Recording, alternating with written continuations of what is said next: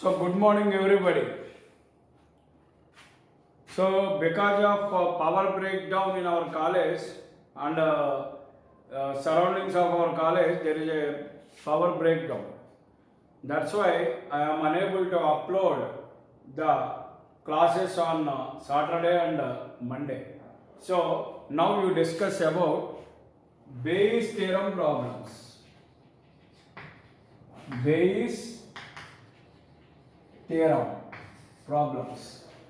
problems on Bayes theorem we discuss in this class.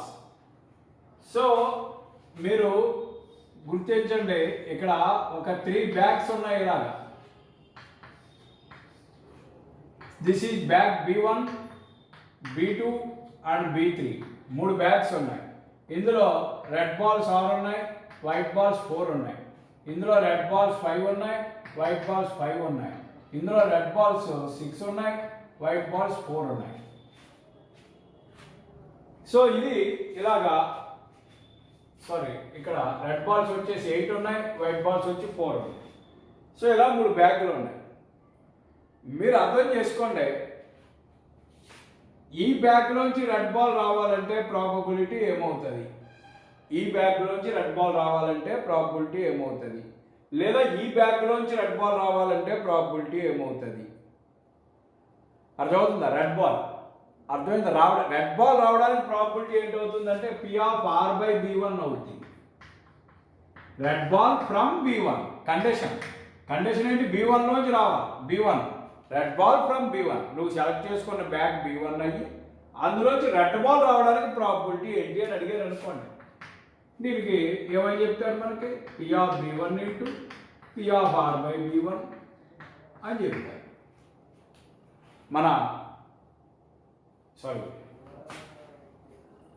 P(b1) × P(r)(B).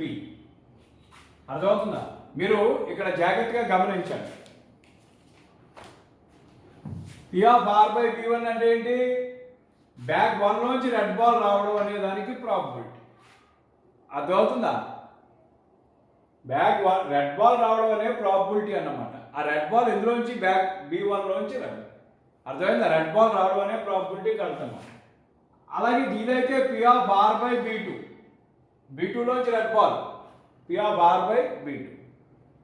ఇప్పుడు అలా కాకుండా మీకు ఇక్కడ ఫస్ట్ బ్యాగ్లో 6 రెడ్ 4 వైట్ ఉన్నాయి. అర్థమవుతుందా? సో P(r/B1) కట్టారు అనుకోండి, ఏమవుతుంది? ముందు యాక్చువల్గా P(b1) కట్టారు అనుకోండి, P(b1) మీరు క్లియర్గా కట్టచ్చు. P(b1) అంటే బ్యాగ్ 1 రావడానికి ప్రాబబిలిటీ ఎంత అవుతుంది? 1/3. ఎందువల్ల 3 బ్యాగులు ఉన్నాయి, అందులో B1 రావడానికి ఒకటే ఛాన్స్ కాబట్టి 1/3. ఇప్పుడు P(r/B1) అంటే రెడ్ బాల్ ఫ్రమ్ B1 లోంచి రెడ్ బాల్ రావడానికి ప్రాబబిలిటీ ఎంత అని అడిగారు అనుకోండి. సో మొత్తం బాల్స్ ఎన్ని ఉన్నాయి? 10 ఉన్నాయి. 10 నుంచి ఒక బాల్ తెస్తున్నాం కాబట్టి బైలో 10, అందులో రెడ్ బాల్స్ 6 ఉన్నాయి కాబట్టి 6/10. సో ఇది ఆన్సర్. P(b1) అంటే 1/3, P(r/B1) అంటే 6/10. అంటే ఇక్కడ రెడ్ బాల్ రావడానికి ప్రాబబిలిటీ ఏంటి అనేది కడుతున్నాం. అయితే ఇప్పుడు మనం బేయిస్ థియరంలో ఏం కట్టాలంటే, ఇప్పుడు ఇలా 3 బ్యాగులు ఉన్నాయి. 3 బ్యాగుల్లోంచి ఏదో ఒక బాల్ తీసావు, 3 బ్యాగుల్లోంచి ఏదో ఒక బ్యాగులోంచి ఏదో బాల్ తీసావు. తీసిన బాల్ రెడ్ అయితే, నీకు చేతిలోకి వచ్చిన బాల్ రెడ్ అయితే అది ఎందులోంచి అవ్వాలి? అది ఈ B1 లోంచి రావడానికి ఎంత ప్రాబబిలిటీ అంటే అయిపోయింది. ఈవెంట్ ఏంటి? R. రెడ్ బాల్ వచ్చింది నీకు చేతిలో, వచ్చింది. ఇది ఎందులోంచి వచ్చి తీరాలి? ఖచ్చితంగా B1/R. అది ఫస్ట్ బ్యాగ్లో రావడానికి ప్రాబబిలిటీ ఎంత అని అడుగుతారు. ఇది క్వశ్చన్. సో ఇది చెయ్యాలి అంటే మనం చేయాల్సినటువంటి పని ఏంటి? మనకు ఉన్నటువంటి ఫార్ములా ఏంటి అంటే, బేయిస్ థియరం మనకు ఆ ఫార్ములా అని చెప్తుంది. ఏమని చెప్తుంది బేయిస్ థియరము? P(b1/R) అంటే దాని ఫార్ములా ఏమని చెప్తుంది బేయిస్ థియరంలో? P(b1) చెప్పాలి, P(b1) × P(r/B1) బై, అర్థమవుతుందా? మొత్తం P(r). ఇది ఫార్ములా, ఈ మొత్తం ఫార్ములా. ఇది మనం ఫైండ్ అవుట్ చేయాలి. బేయిస్ థియరం అంటే ఇక్కడ 3 బాల్స్ ఉన్నాయి. మామూలుగా ఒక బ్యాగ్ రావడానికి ప్రాబిలిటీ ఇది. సపోజ్ R/B1 అనుకో 6/10 అవుతుంది. R/B2 నీకు రెడ్ బాల్ సెకండ్ బ్యాగ్ నుంచి రావడానికి వచ్చి రెడ్ బాల్ సెకండ్ బాల్ నుంచి రెడ్ బాల్ రావడానికి ప్రాబిలిటీ ఎంత అంటే 5/10 అవుతుంది. లేదా PR/B3 red ball from third bag అని అన్నారు అనుకోండి, అదేంటి అవుతుంది? అందులో మొత్తం 12 ఉన్నాయి, అందులో పైన 8 ఉన్నాయి, కాబట్టి 8/12. కానీ ఇప్పుడు నేను అడిగేది ఏంటి? తీసిన బాల్ రెడ్ అయింది. రెడ్ అయితే అర్థమైందా? అంటే B1లోంచి రెడ్ బాల్ రావడానికి కాదు అడిగేది ప్రాబిలిటీ. తీసిన బాల్ రెడ్ అయింది, అయితే వచ్చిన రెడ్ బాల్ ఎందులో తవ్వాలి? B1లో తవ్వాలి. చాలా సింపుల్గా చేయవచ్చు. అర్థమైందా? మీకు ప్రాబ్లం చెప్తాను, ముందు ఆ ప్రాబ్లం జాగ్రత్తగా వినండి, తర్వాత మీరు చాలా సింపుల్గా మీరు చేయొచ్చు. అర్థమైంది? ఆల్రెడీ ప్రాబ్లం మీకు అక్కడ ఉంది, ఒకసారి ఆ ప్రాబ్లం చదువుతున్నాను చూడండి మీరు. The contents of arrays 1, 2 and 3 are as follows. So ఇక్కడ 3 అరన్స్ ఉన్నాయి. 3 అరన్స్ అంటే సంచులు. సో 3 అరన్స్ ఉన్నాయి. అరన్ 1, అలాగే అరన్ 2, అలాగే అరన్ 3, ఇలాగ 3 అరన్స్ ఉన్నాయి. ఈ 3 అరన్స్లోని ఒక్కో దాంట్లో ఏమేమి ఉన్నాయో ఇచ్చారు. ఇందులో white ball 1, black 2 and red 3. Next దాంట్లో వైట్ 2, బ్లాక్ 1, రెడ్ 1. థర్డ్ దాంట్లో వైట్ 4, బ్లాక్ 5, రెడ్ 3 బాల్స్ ఉన్నాయి. 1 అర్ని చూజ్ అండ్ అట్ రాండమ్, ఇందులోంచి ఒక అర్ని సెలెక్ట్ చేసుకొని అండ్ 2 balls ఆర్ డ్రాన్, దాంట్లోంచి 2 balls తీస్తే they happen to be white and red. 2 balls తీస్తే అందులో ఒకటి వైట్ ఒకటి రెడ్ అయింది. వైట్ అండ్ రెడ్ అంటే అది ఒకటి వైట్ ఒకటి రెడ్ అయింది. అయితే find the probability that they come from urns 1, 2 and 3. Urn 1లోంచి రావడానికి ఎంత, 2లోంచి రావడానికి ఎంత, 3లోంచి రావడానికి ఎంత అనే ప్రాబిలిటీ అడుగుతున్నారు. కాబట్టి ఇక్కడ ముందు మీరు జాగ్రత్తగా చూడండి. లెట్ E1 అంటే is equal to selection of Aaron 1. ముందు ఫస్ట్ అరన్లోంచి వస్తారని ప్రాబిలిటీ, ఫస్ట్ అరన్ రావడానికి. అలాగే E2 అంటే సెలక్షన్ ఆఫ్ అరన్ 2, E3 అంటే సెలక్షన్ ఆఫ్ అరన్ 3. అక్కడ 3 సంచులు ఉన్నాయి కాబట్టి మొదటి సంచి సెలెక్ట్ చేసుకోవడం అనే ఈవెంట్ E1, రెండవ సంచి సెలెక్ట్ చేసుకోవడం అనుకునే ఈవెంట్ E2, మూడవ సంచి సెలెక్ట్ చేసుకోవడం అనే ఈవెంట్ E3 అనుకుంటున్నాం. నెక్స్ట్ అదేవిధంగా ఇక్కడ ఇంకొక ఈవెంట్ని కూడా మనం తీసుకుంటాం. ఏ అనే ఈవెంట్ ఏంటంటే, ఏ అనే ఈవెంట్ ఏంటి? Drawing 2 balls which are 2 balls తీయడం అనే ఘటన ఏ అని అనుకుంటే which are red and white. ఆ తీసిన 2 ఏమవ్వాలి? Red and white. Red and white అనే 2 బంతులు తీయడం అనే ఘటన ఏ అని అనుకుంటే, ఇప్పుడు మీరు జాగ్రత్తగా చూడండి. First of all P of E1 is equal to ఏమవుతుంది? P of E1 ఎంత, తర్వాత అదెంత అనేది మనం చూద్దాం. P of E1 is equal to అంటే అరన్ 1 సెలెక్ట్ చేసుకోవడానికి ఎంత ప్రాబిలిటీ? 1/3. ఎందువల్ల మూడింటిలోంచి అరన్ 1కి ఒకటే ఫేవర్ కాబట్టి 1/3. P of E2 ఎంత? 1/3. P of E3 ఎంత? 1/3. ఇవేవి ప్రాబ్లమ్స్ లేవు. నెక్స్ట్ వీటి ప్రాబిలిటీ అయిపోయింది. ఇక్కడ చూద్దాం. ఇప్పుడు ఏ అనే ఈవెంట్ ఏంటి? డ్రాయింగ్ 2 balls, 2 balls తీయడం, వైట్ అండ్ రెడ్ అవ్వడం. 2 balls తీసినప్పుడు వైట్ అండ్ రెడ్ అవ్వడం అనే ఈవెంట్ ఏ అనుకుంటే, ఇప్పుడు P of A/E1, A/E1, A/E1 అంటే అర్థం ఏంటి? Drawing 2 balls which are red and white from E1. అది E1 లోంచి అవడానికి అర్థమవుతుందా? దాని ప్రాబిలిటీ ఏంటి? E1 లోంచి కనుక మీరు అబ్జర్వ్ చేశారనుకోండి. So P of A/E1 is equal to E1 లో మొత్తం ఎన్ని బాల్స్ ఉన్నాయి? 6 balls ఉన్నాయి. 6 లోంచి ఎన్ని తీస్తున్నాం? 2 తీస్తున్నాం. 6 E2. సో అరన్ 1 ఒక్కడే చూసుకోవాలి. ఈ ఈవెంట్ అరన్ 1 లోంచి జరగడానికి ప్రాబిలిటీ 6 E2. అందులో మనకి ఒక వైట్ ఉంది, ఒక రెడ్ వైట్ అవ్వాలి కాబట్టి red 3 white 1. So 1C1 into 3C1. 1c1 into 3c1. It is nothing but 3 by 6 by 6c2 అంటే 15. కాబట్టి ఆన్సర్ 1/5 దీనికి. ఇప్పుడు ఏం అడుగుతున్నారు? P of A by E2. So ఈ ఈవెంట్ E2 లోంచి జరగడానికి ఎంత ప్రాబబిలిటీ అంటే అర్థమైందా? E2 లోంచి జరగడానికి ఎంత ప్రాబబిలిటీ అంటే ఏడు చెప్పాలి చెప్పండి. ఇప్పుడు E2లో మొత్తం ఎన్ని బాల్స్ ఉన్నాయి? 4 బాల్స్ ఉన్నాయి. 4c2 పైన వైట్లో 2 ఉన్నాయి కాబట్టి 2c1 అండ్ రెడ్ ఒకటే ఉంది కాబట్టి 1c1. ఇది nothing but 2/6, nothing but 1/3. 2 into c1 అంటే 2, 1c1 అంటే 1, 2 into 1 ఎంత 2, 4c2 అంటే ఎంత 6, 2/6 అంటే ఎంత 1/3. Next P of A by E3. Same event E3 వల్ల జరిగితే E3లో ఎన్ని బాల్స్ ఉన్నాయి? 12 బాల్స్ ఉన్నాయి. 12c2 అందులో పైన వైట్ బాల్స్ 4 ఉన్నాయి. 4 లోంచి ఒకటి రావాలి. రెడ్లు 3 ఉన్నాయి. 3 లోంచి ఒకటి రావాలి. Is equal to 12/12c2. 12c2 అంటే అర్థం ఏంటి? 12c2 అంటే అర్థం ఏంటి? 12 into 11 by 2 into 1. ఆ 2 పైకి వెళ్తారు. సో ఈ 12 క్యాన్సిల్ అయిపోతుంది. ఆన్సర్ 2/11. అర్థమైందా? సో ఇవన్నీ వచ్చేసి ఇప్పుడు మనం చేయాల్సింది ఏంటి అని అంటే ఇక్కడ వరకు అన్నీ తెలిసిపోయినాయి. ఇప్పుడు తెలిసిపోయాక ఇప్పుడు మనం కట్టాల్సింది ఏంటి అని అంటే P of A ఎంతో కట్టుకోవాలి. First of all P of A ఎంతో కట్టాలి. P of A ఈ ఈవెంట్ జరగడం ఏంటి, ఎలా జరగవచ్చు అని అంటే ఇప్పుడు చెప్పాలి. ఏంటవుతుంది? Sigma I is equal to 1 2 3. 1 2 3 ఎందుకంటే ఇక్కడ 3 బ్యాగ్స్ ఉన్నాయి కాబట్టి 1 2 3, లేదా డైరెక్ట్గా మీరు వేసినా పర్వాలేదు. Formula P of EI into P of A by EI. So is equal to ఈ ఫార్ములాని ఎక్స్పాండ్ చేశారు అనుకోండి, ఏమవుతుంది?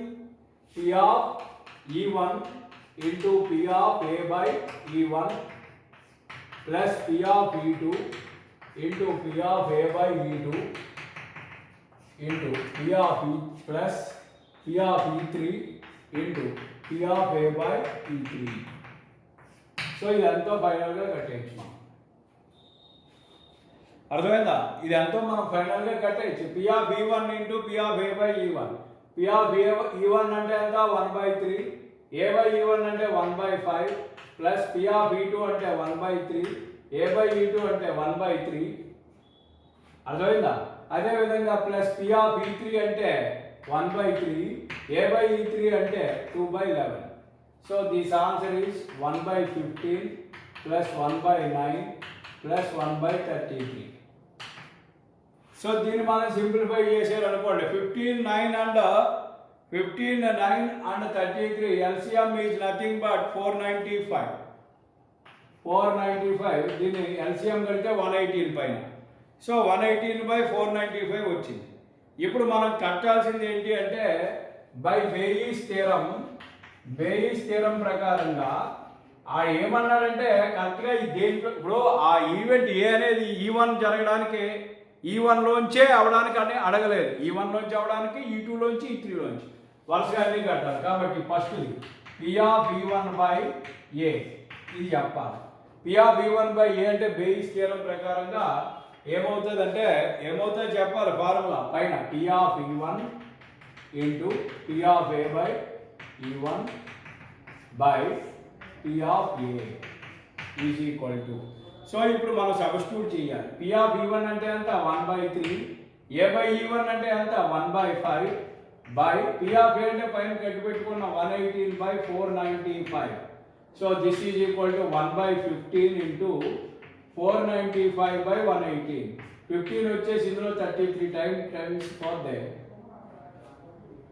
So this is nothing but 33/118. Answer వచ్చేసి 33/118. అర్థమైందా? అలాగే ఇప్పుడు మీరు సెకండ్ ఇది P of E2 నుంచి జరగడానికి ఏంటంటే P of E2 by A. అర్థమైందా? మీరు ఒక్కసారి జాగ్రత్తగా సింపుల్గా గుర్తుపెట్టుకోవాలంటే ఫస్ట్ ఉన్న బ్యాగ్స్ని బట్టి ఫస్ట్ బ్యాగ్ రావడానికి E1, సెకండ్ బ్యాగ్ రావడానికి E2, థర్డ్ బ్యాగ్ రావడానికి E3. ఇప్పుడు ఆ ఏ ఈవెంట్ జరగాలంటున్నాడో తీసినప్పుడు ఒకటి వైట్ ఒకటి రెడ్ అయింది అంటున్నాడు. Already found to be white and red అని అంటున్నాడు. సో అసలు ఆ వైట్ అండ్ రెడ్ రావడానికి ప్రాబబిలిటీ ఏంటి? E1 లోంచి, E2 లోంచి, E3 లోంచి అనేది కట్టాం. ఏ జరగడానికి E1 లోంచి జరగడానికి ఏ, కాబట్టి కండిషన్ E1 లోంచి జరగాలి. సో కాబట్టి A/E1 సో కట్టాం. అలాగే A/E2, A/E3. అడిగింది ఏంటి?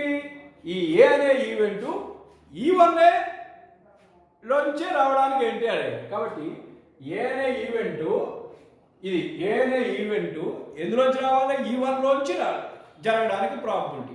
ఏ జరగడానికి కాదు ప్రాబిలిటీ. ఎక్కడేంటి ప్రాబిలిటీ? E1 లోంచి ఏ జరగడానికి ప్రాబిలిటీ. ఇది ఎక్కడేంటిది? ఏ జరగడానికి E1 నుంచి ప్రాబబిలిటీ. ఏ జరగడం అనేది E1 లోంచి జరగడానికి ప్రాబబిలిటీ. ఇక్కడేంటి? E1 లోంచి ఏ జరగడానికి ప్రాబబిలిటీ. ఏ జరిగింది ఇది A1 నుంచి కావడానికి ప్రాబబిలిటీ. తేడా ఇది అర్థమవుతుందా? సో ఆ రకంగా మనం ఫైండ్ అవుట్ చేసాం. మళ్ళీ అలాగే P/E2/A కట్టాలి. సింపుల్. E2 × A/E2 అవుతుంది. వీళ్ళంతా సేమ్. ఇలా సింప్లిఫై చేసుకోవాలంటే అక్కడ ఉంది. అర్థమైందా? సో ఇది ప్రాబ్లం. అర్థమైందా? సో జాగ్రత్తగా మీరు నోట్ చేసుకోండి. నెక్స్ట్ సమ్ కూడా చూద్దాం. ఇక్కడ పాజ్ చేసి ఒకసారి మళ్ళీ చూసుకోండి. డౌట్ ఉంటే రిపీట్ చేసి వినండి. నెక్స్ట్ సమ్ చదువుతున్నాను చూడండి. అది కూడా మీకు దగ్గర ఉంది. ఒకసారి ఆ సమ్ చదువుతున్నాం చూడండి. చాలా సింపుల్గా సమ్ మీరు చూసుకోవచ్చు. ఒకసారి సమ్ చదువుతున్నాం, జాగ్రత్తగా చూడండి. In a bolt factory machine A, B and C manufactures 20%, 30% and 50% respectively. అంటే ఒక బోల్ట్ ఫ్యాక్టరీలో మెషిన్ ఏ అని ఒకటి, మెషిన్ బి అని ఒకటి, మెషిన్ సి అని ఒకటి ఉంది. ఇందాక లెక్కలో అలన్స్లాగా machine A, machine B, machine C. అంటే ఇక్కడ మీరు చూడండి. సపోజ్ ఇది మెషిన్ ఏ,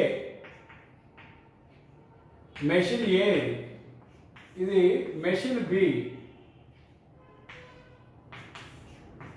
మెషిన్ సి. ఇప్పుడు ఈ మెషిన్ ఏ 20%, 30%, 50% ప్రొడక్షన్ చేస్తూ ఉంటాయి. మొత్తం వచ్చి ప్రొడక్షన్లో 20% from machine A, 30% from machine B and 50% from machine C. ఇలా జరుగుతుంది. అందులో ఏ నెక్స్ట్ ఏమంటున్నారు? అవుట్ ద టోటల్ అవుట్పుట్, మొత్తం అవుట్పుట్లో 6%, 3% అండ్ 2% ఆర్ డిఫెక్టివ్. ఆ మొత్తం వచ్చిన ప్రొడక్షన్లో 6%, 3% defective. A bolt drawn at random and found to be defective. అంటే అర్థం ఏంటంటే ఇక్కడ ఏ ఎంత పర్సెంట్ డిఫెక్టివ్ వస్తుంది అంటే 6% వస్తుంది. ఇది 3% డిఫెక్టివ్. Machine C 2% defect. మీకు అర్థమైందా? లేదంటే కిందకి ఏ వచ్చేసి 6% డిఫెక్టివ్, బి వచ్చేసి 3% డిఫెక్టివ్, సి వచ్చేసి 2% డిఫెక్టివ్ బల్బులు ఇస్తారు. ఇప్పుడు ఏమంటున్నారు? A bolt is drawn at random. ఆ ప్రొడక్షన్లోంచి ఒక బోల్ట్ తీసుకున్నప్పుడు and found it is defective, చూసినప్పుడు అది డిఫెక్టివ్ అయింది. అయితే find the probability that it is found to be manufactured by machines A, B and C. ఆ బోల్ట్ తీసిన బోల్ట్ మెషిన్ ఏ వల్ల అవడానికి ఎంత ప్రాబిలిటీ, మెషిన్ బి వల్ల అవడానికి ఎంత ప్రాబిలిటీ, మెషిన్ సి వల్ల అవడానికి ఎంత ప్రాబిలిటీ అని అడుగుతున్నారు. కాబట్టి ముందు ఇక్కడ మనకి ఏంటి? సపోజ్ ఇందాకట్లాగే E1 అంటే ఏంటంటే E1 అనేది ఏంటంటే a bolt manufactured by machine A. Machine A ఒక బోల్ట్ని తయారు చేయడం అనే ఈవెంట్ E1 అనుకుంటే, E2 ఏమవుతుంది? A bolt manufactured by machine B. E3 ఏమవుతుంది? A bolt manufactured by machine C అవుతుంది. ఇప్పుడు ఏ అనే ఈవెంట్ ఏమని రాసుకుంటున్నాం? ఏ అంటే ఏంటని రాస్తున్నాం మనం? ఏ ఈజ్ ఈక్వల్ టు ఏ అంటే ఏంటి? ఏ అనే ఈవెంట్ ఏంటి? ఏ డిఫెక్టివ్ బోల్ట్ ఈజ్ ఫౌండ్. ఏ అంటే ఏంటి? ఏ డిఫెక్టివ్ బోల్ట్ ఈజ్ ఫౌండ్. ఇది ఇప్పుడు అంతే కదా. సో అన్నీ మనకి ఇచ్చేసాడు ప్రాబిలిటీ. ఈ పర్సంటేజ్లో ఇచ్చాడంటేనే ప్రాబిలిటీ ఇచ్చినట్టు. కాబట్టి P/E1 is equal to formula ఏంటి? 20%. 20% అంటే 20% అంటే అర్థం ఏంటి? 20/100 అంతే కదా. కాబట్టి 0.2. 20% అంటే 20/100. కాబట్టి nothing but 0.2. And P/E2 is equal to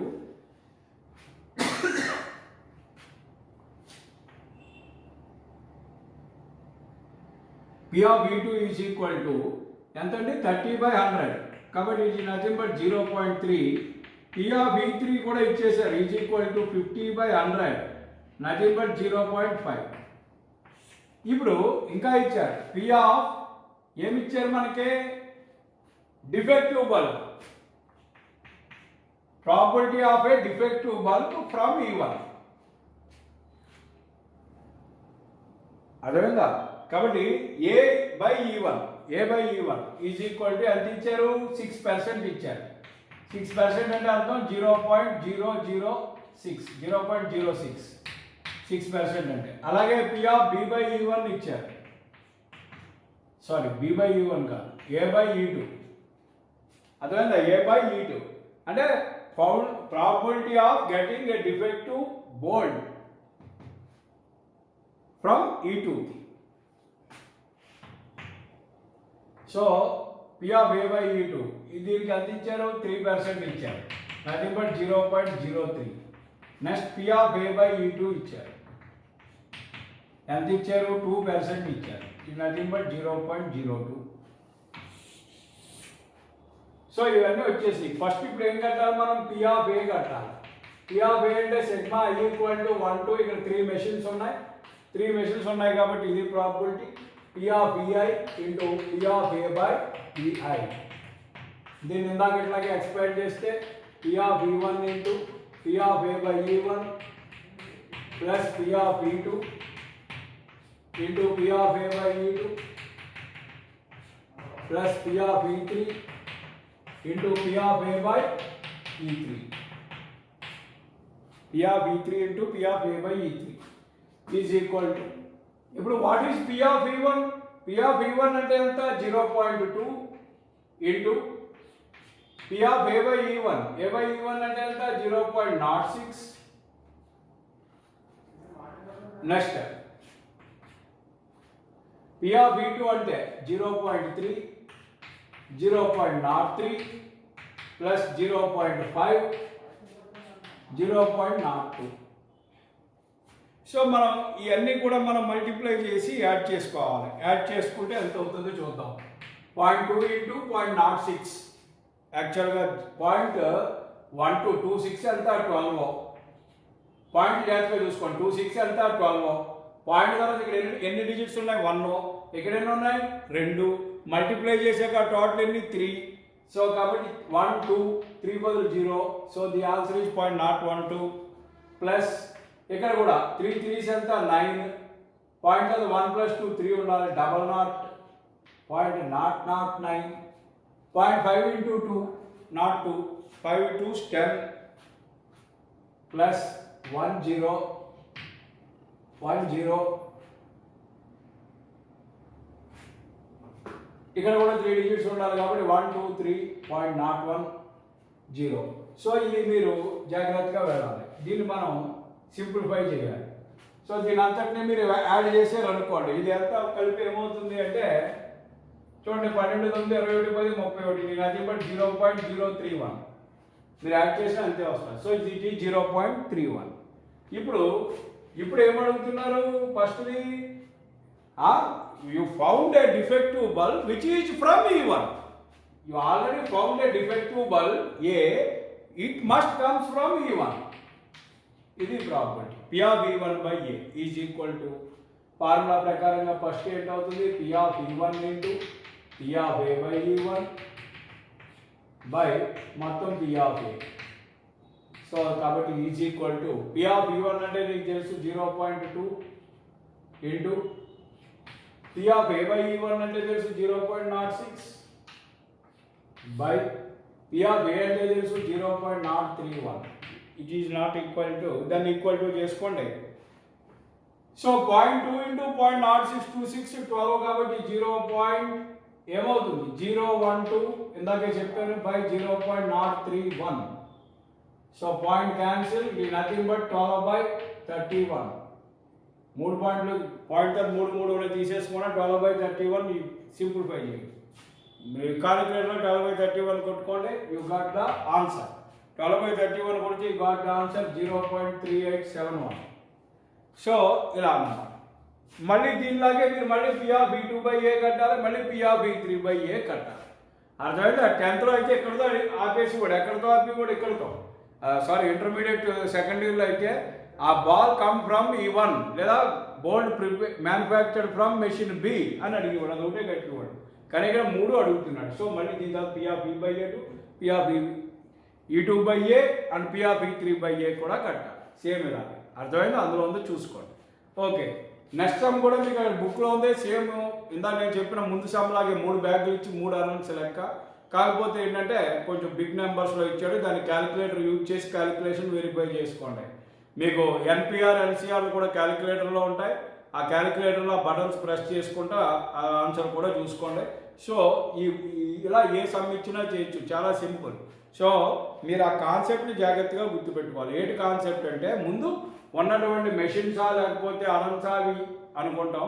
తర్వాత వాడు ఇచ్చింది ఏంటి డిఫెక్టివ్ బోల్ట్ అనేది ఈవెంట్ అయితే యాక్చువల్గా అది పలానా మెషిన్ ద్వారా జరగడానికే ప్రాబిలిటీ అంతా అనేది కట్టబోతుంది. అర్థమవుతుందా? సో పి ఆఫ్ E1/A కట్టాలంటే ముందు A/E1, A/E2 ఇవన్నీ తెలియాలి. సో అవి ముందు కట్టుకుని తర్వాత మనం కట్టాలి. అర్థమైంది? జాగ్రత్తగా చూసుకోండి, ఎలాంటి లెక్కైనా చేయొచ్చు. ఓకే, సో ఇక్కడితో ఈ టాపిక్ పూర్తయింది. మొత్తం 3 యూనిట్లు కంప్లీట్ చేశాను మీకు నేను. 2 యూనిట్స్ కంప్లీట్గా మనం కంప్లీట్ చేసాం. ఇంకా 3 యూనిట్స్ ఉంది, చాలా ఎక్కువ సిలబస్ ఉంది. ఇంకా 3 యూనిట్స్ ఉంది. నెక్స్ట్ యూనిట్కి నేను ర్యాండమ్ వేరియబుల్స్ అన్న యూనిట్ ఉంటుంది, అంటే మీరు ఇంటర్లో చేసిన దానికన్నా చాలా డెప్త్ ఉంటుంది.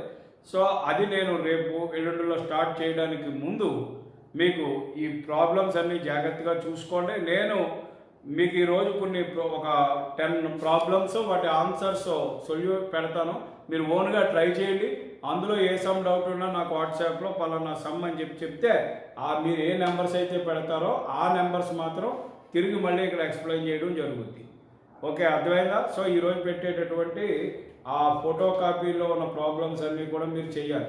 నేను చెప్పిన addition theorem, multiplication theorem and Bayes theorem ఈ అన్నిటి మీద బేస్ అయ్యి ఉన్నటువంటి ప్రాబ్లమ్స్. సో అవి చేయండి. అండ్ నేను ఒక వెరీ ఇంపార్టెంట్ అనౌన్స్మెంట్ చేయబోతూ ఉన్నాను. ఈ 2 యూనిట్స్ మీద మీకు ఒక టెస్ట్ పెడతాం. ఖచ్చితంగా కాలేజీకి వచ్చి మీరు రాయవలసి ఉంటుంది. అది ఎప్పుడు, డేట్ ఏంటి, ఇవన్నీ కూడా 1 or 2 డేస్లో మీకు చెప్తాను. చెప్పిన రోజు 12 మంది కూడా కంపల్సరీగా కాలేజీకి రావాలి. వచ్చి ఇక్కడ మీకు ఎవరికి ఇబ్బంది ఉండదు, దూరంగా 2-3 రూమ్స్లో కూర్చోబెట్టి నేను టెస్ట్ రాయిస్తాను. ఆ టెస్ట్ అయిన తర్వాత అప్పుడు ముందుకు వెళ్తాం. అర్థమవుతుందా? సో టెస్ట్ ఎప్పుడు ఏంటి అనేది డేట్ మీకు అనౌన్స్ చేస్తాను. That is considered as first sessional marks. So ఇలా నేను మొత్తం సిలబస్ మీద 4 టెస్టులు పెడతాను. 4 టెస్టులో యావరేజ్ మార్కే మీ సెషనల్ మార్క్ కింద వేస్తాను. నాకు ఏ రకమైనటువంటి మొహమాటం లేదు. అర్థమవుతుందా? ఏ ఒక్క మార్కు కూడా ఎక్స్ట్రా వేయను, అలాగని తక్కువ వేయను. మీకు ఎన్ని మార్కులు వస్తే అన్ని మార్కులు వేస్తాను. సో కాబట్టి మీరు గుర్తుపెట్టుకోండి ఖచ్చితంగా మాత్రం. ఎందుకు ఇంత ప్రెజర్ చేసి చెప్తున్నానంటే ఈ సెమ్లో statistics is the most difficult paper. You must concentrate on it. అది చాలా ఇంపార్టెంట్ అండ్ చాలా టఫ్గా ఉంటుంది పేపర్. అందుచేత ఫస్ట్ నుంచి మనం వెళ్ళకపోతే చాలా కష్టం. అందుచేత చూడండి, నేను టెస్ట్ ఎప్పుడు అనేది నేను తర్వాత ఒక 2-3 డేస్లో మీకు ఇదే క్లాస్లో అనౌన్స్ చేస్తాను. So be ready for that. ఇక్కడ వరకు ఈ రోజు వరకు నేను చెప్పింది, ఈ రోజు ఇచ్చేటటువంటి ప్రాక్టీస్ సమ్స్ ఏవైతే నేను ఇస్తానని అన్నానో అక్కడ వరకు మాత్రమే మీకు మొదటి సెషనల్ యొక్క సిలబస్. సో ఈ పార్ట్ అంతా జాగ్రత్తగా చూసుకోండి. ఇందులో నేను చెప్పిన డెఫినేషన్స్ చూసుకోవాలి, ప్రాబ్లమ్స్ చూసుకోవాలి, థియరమ్స్ చూసుకోవాలి. ఈ అన్నింటి మీద 100 మార్క్స్కి సెషనల్ ఎగ్జామ్ 3 hours ఎగ్జామ్ నేను కండక్ట్ చేయబోతా ఉన్నాను. So all are the students must come here to write the exam. I will announce the date of the exam within 2 days. Okay, thank you very much for watching this video.